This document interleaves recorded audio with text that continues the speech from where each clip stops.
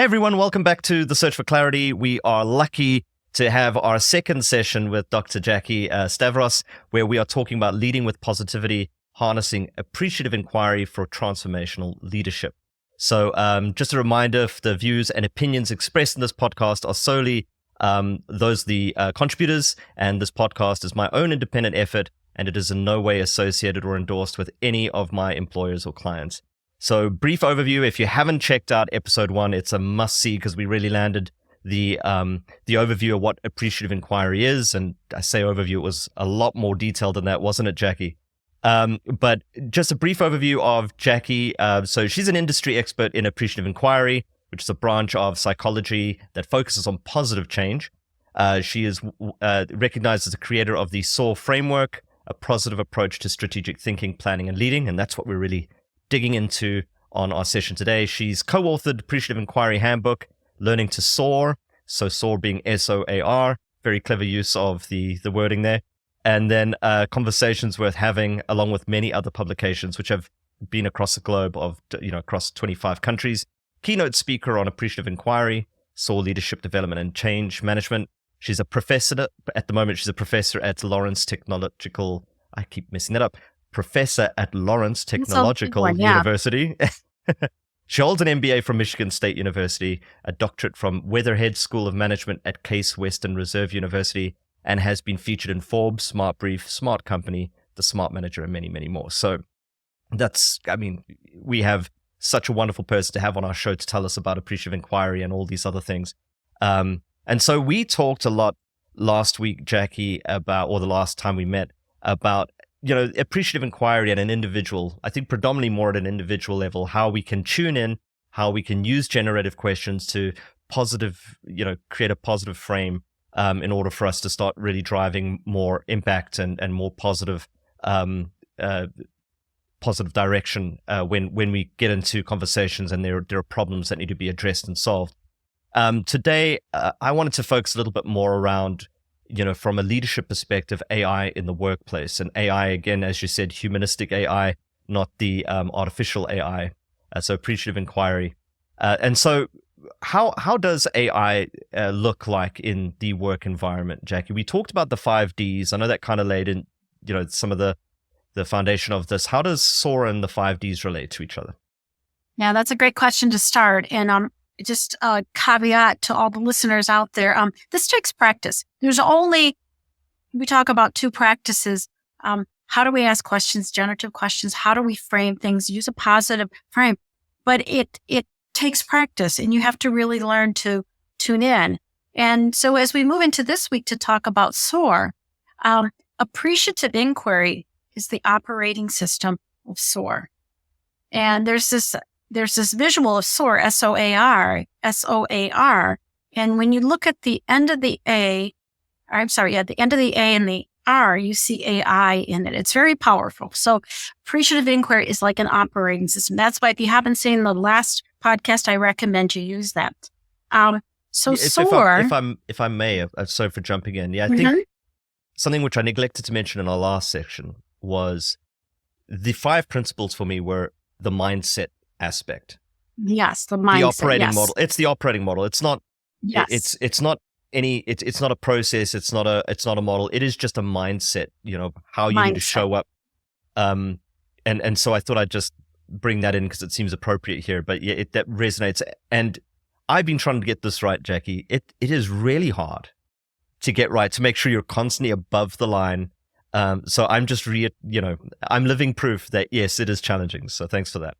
And we all fall below the line. We all have the ain't it awful moment. So the question is, if you tune in, you're like, I am below the line. How long do you need to get above that line? And that's by the tuning in.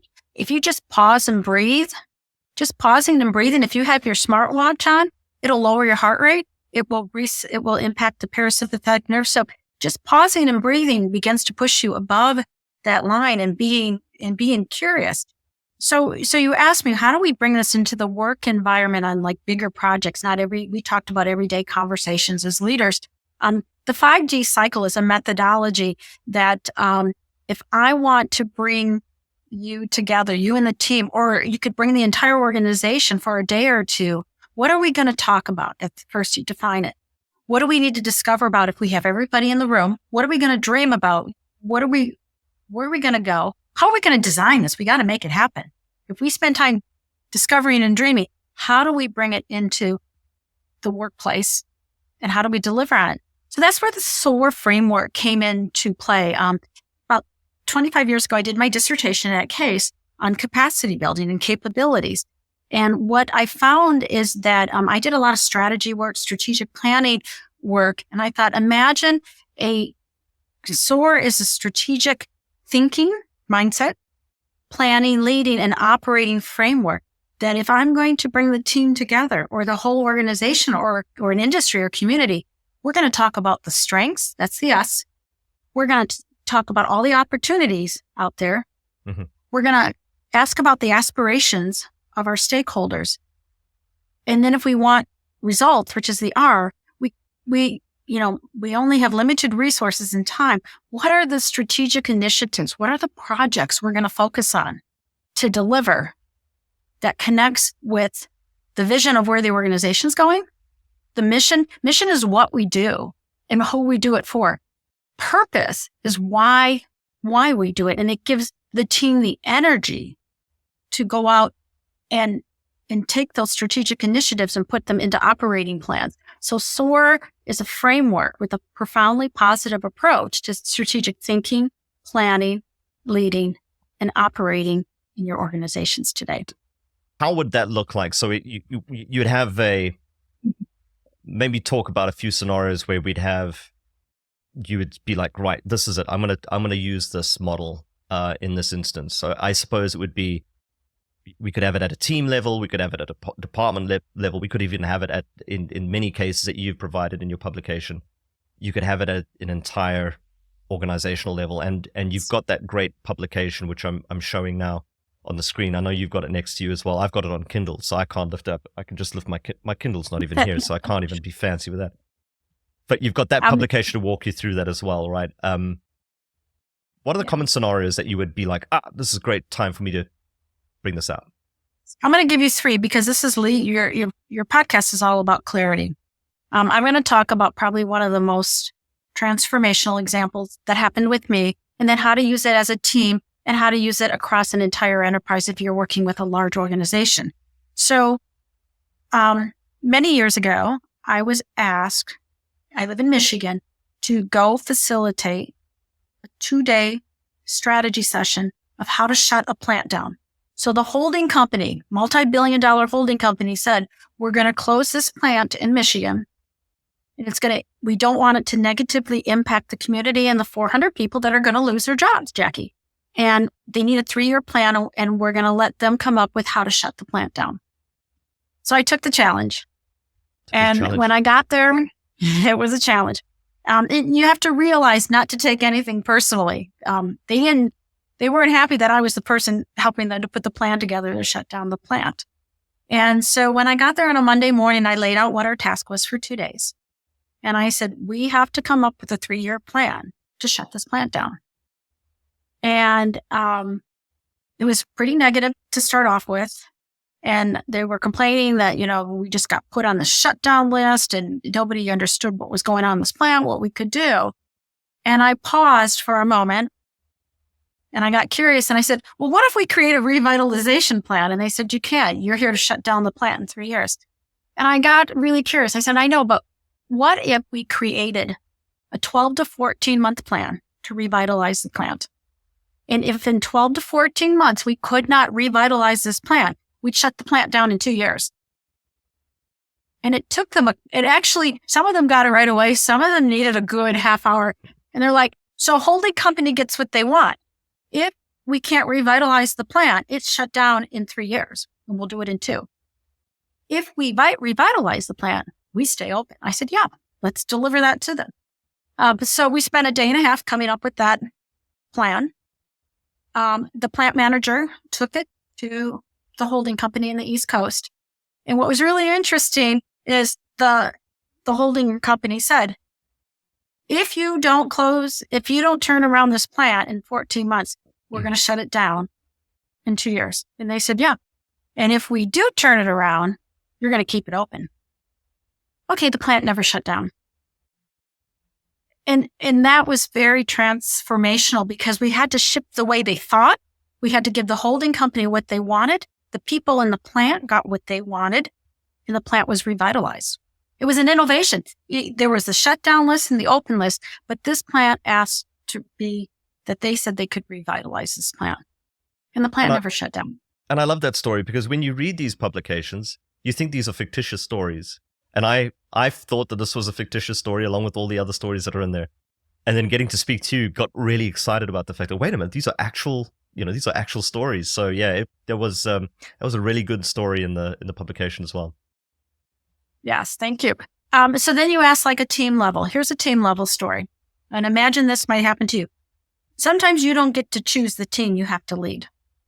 And so this finance operations director at a very large global company stepped into a brand new position to lead the most dysfunctional team in the $2 billion division that they serviced. But the interesting thing was, and again, you can read this in the publication, her name is Patricia. When Patricia stepped in, she went and talked to all the areas in the division, in the personal care division, that said all the things they were doing wrong. And then she asked them, well, they must be doing something right. And what do you want them to do better? When she went back to her team of 15 people, they thought they were doing okay. And so what she did is she took the 15 people off site for a SOAR session. And she said, this is what the people need from you in this division. And because they were the team came up. I mean, the company had its own vision, mission, value statements. It's a very large company or a very large division. But the finance team came up with their values, vision, mission. And they came up with their strategic initiatives. And they came up with their strengths, their opportunities, what their aspirations were, how they wanted to serve the division. It didn't happen overnight, but in 18 months, they became a center of excellence, not only for their division, personal care division, but for the entire corporation. They were really empowered, and the mindset of what we're doing well, strengths, opportunities, aspirations, and results, they came up with a strategy, and they were a high-performing team. And the third example, for those of you that work in the government, I had a executive director come to me and said, someone high up in the government, I have 1,500 employees, and they all need to collaborate. And I have to tell them how to collaborate. And I said to this man, Keith, I said, you can't tell people how to collaborate. I bet you there's collaboration in there. You have to go find it. And I bet you there's innovative ways to collaborate. So again, they applied the SOAR framework, and they brought together, not 1,500 people, but they brought together 10 people from each of the 15 capability teams for 2 days. And they came up with a collaboration framework and all the ways they needed to collaborate, not only across the enterprise, 15 different capability teams, but within each capability team. And they created a strategic collaboration framework. And it's great to stay in touch because the first story was the plant stayed open. The second story was a center of excellence. And then they got written up on all these government magazines about how they created a strategic collaboration framework across the enterprise, not just the part here in Michigan, but across what they were doing in the country. Yeah. And so, that's an interesting title to give it. So, strategic collaboration framework is, and that would be SOAR really at the end of the day, correct? Yes. Yeah. Yes. And just, for the readers or for the listeners who are interested, if you go to the SOAR website on the resources, the article called SOAR 2020 and Beyond has all of these 3 stories in there for them as well. Thank you for that. Perfect. Yeah, and you'll see those resources in the notes. I do call them notes under the YouTube video or in the transcript of the podcast as well. So they'll be there for you. Jackie, so could you walk us through the application of the SOAR framework for a leader who is, I think team level, department level is a good one. Who has a department, they're looking at their next financial year. They're not the best performing, they're not the worst performing, but how would they be able to take the SOAR framework at a practical level and start to apply it? I assume it's schedule a 2-day meeting either on site or off site to start working through the framework, right? Yeah. So, and you keep calling it a framework, and that's correct. It's simply a framework. So if you're using other tools of like agile or continuous improvement, it's a framework for your discussions. And so when you're going to pull a team together, most organizations don't have 2 days to take people offsite. You can do it in a day. Some people do a quick sort. They only have 4 or 5 hours together. Some people, so it's a framework that's flexible, but you're going in with the intention that you have to either create a strategy around X, whatever a strategy, or you're creating a strategic plan. So when you're bringing the people together, what you want to do with these people is if you have values, vision, mission of the organization, that's where you connect to people. Why are we here? What do we do? What's this organization or what is this team about? And then the first question or dialogue you're having is, what are the strengths of our team? What are the strengths of our division? And it's not you saying these are the strengths. It's the people in the room saying, no, this is what we're good at doing. That's what strengths is. It's a capability conversation. Now that we know our strengths, the S, then we're going to talk about vision and opportunities. Not the vision of the corporation, the vision of where you see this department going or where you see this team going. And this what is are all the part opportunities? of positive framing at this point in time, right? Yeah.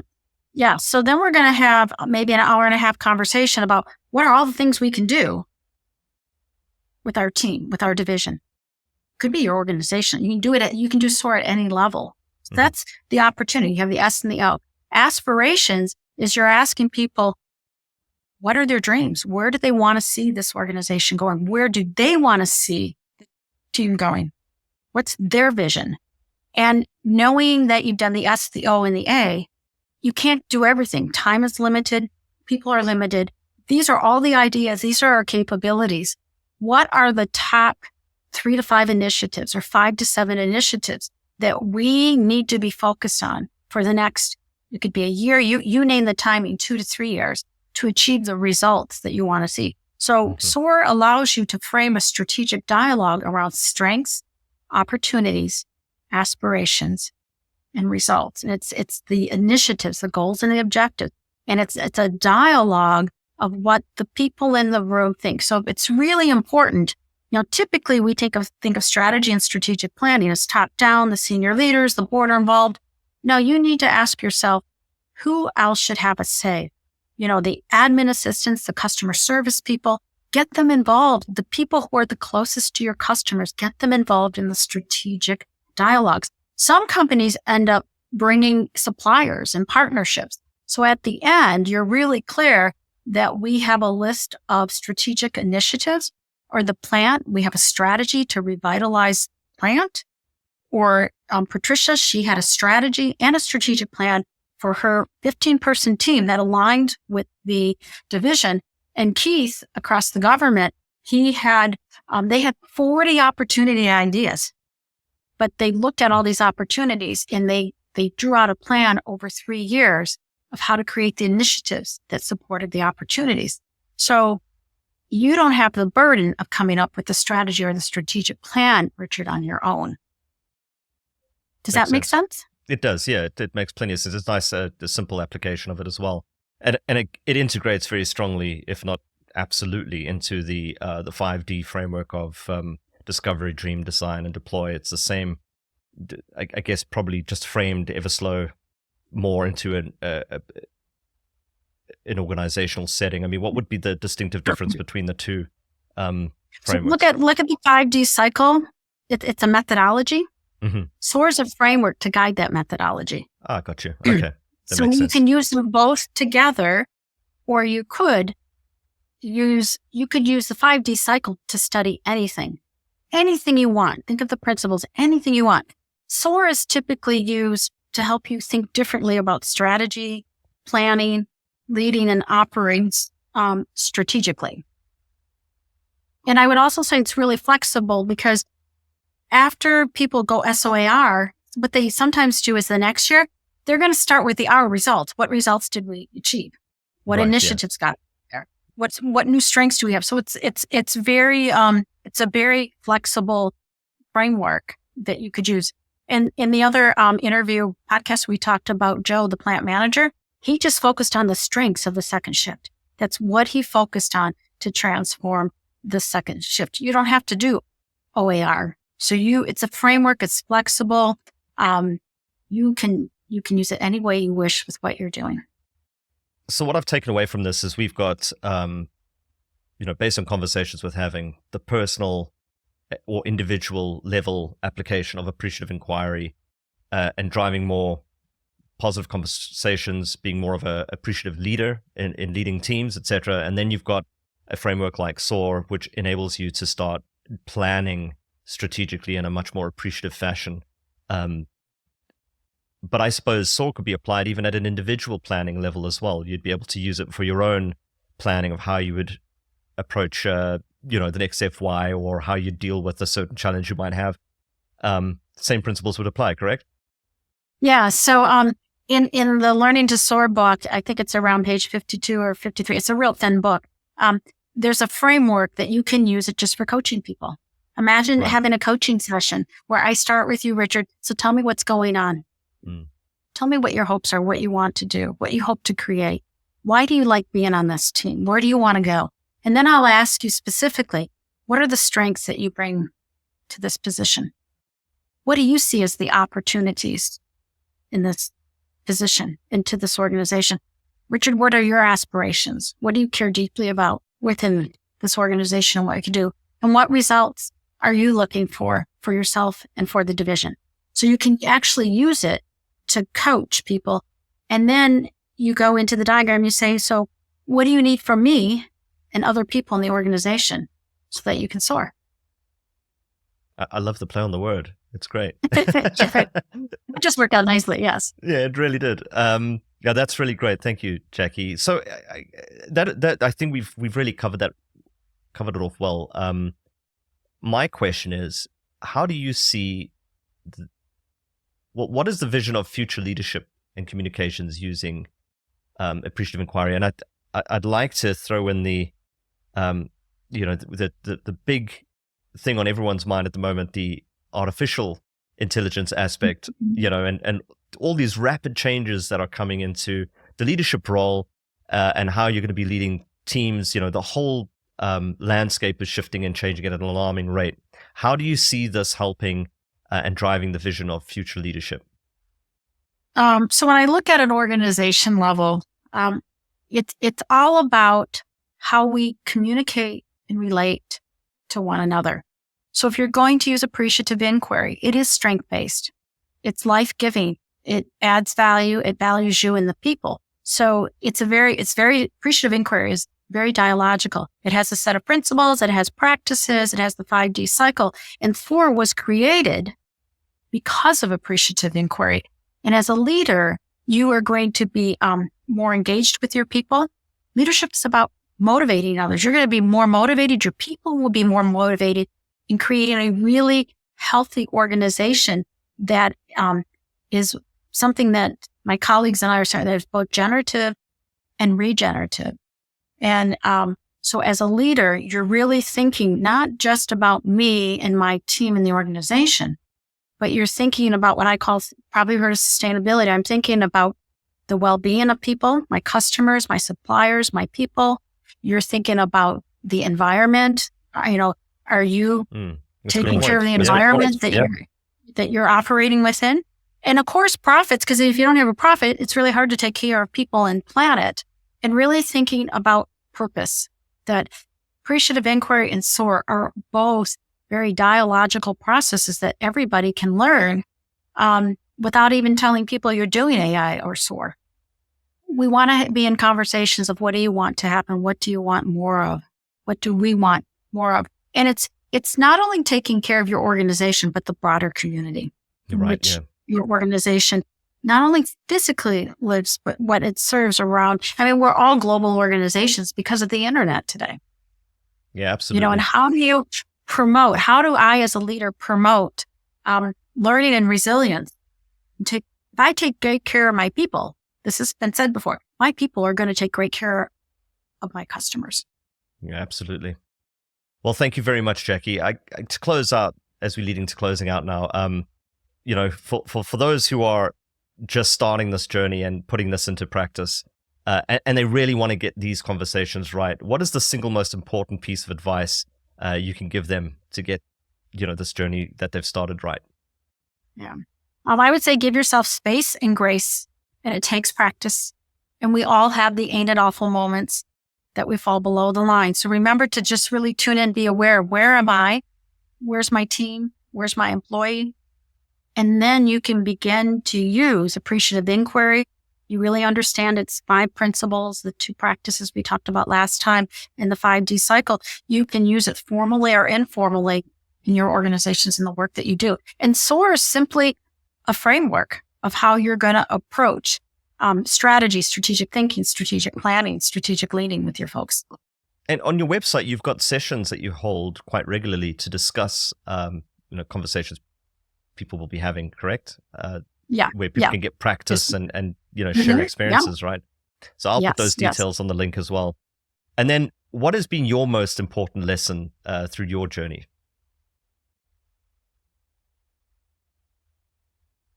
That's a great question. It's all about the people. People are the heart of your organization. Treat yourself well and treat them well. Yeah, it's all about people. Thanks, Jackie.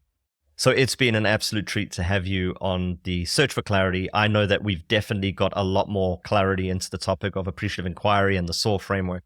I've certainly taken a lot away from it. So I will have all the resources available to everyone on the YouTube channel, on the podcast as well. So any further information you want to get about conversations with having the SOAR framework or Jackie herself, all the content will be there and available. Jackie, once again, a big thank you. And I hope everyone enjoys the continued search for clarity on the topic of appreciative inquiry. We'll see you all next time. We'll be providing the next guest will be with us in 2 weeks or so. So looking forward to seeing you again on the search for clarity there. All the best, everyone. And all the best, Jackie. Thank you very much. Thank you, Richard.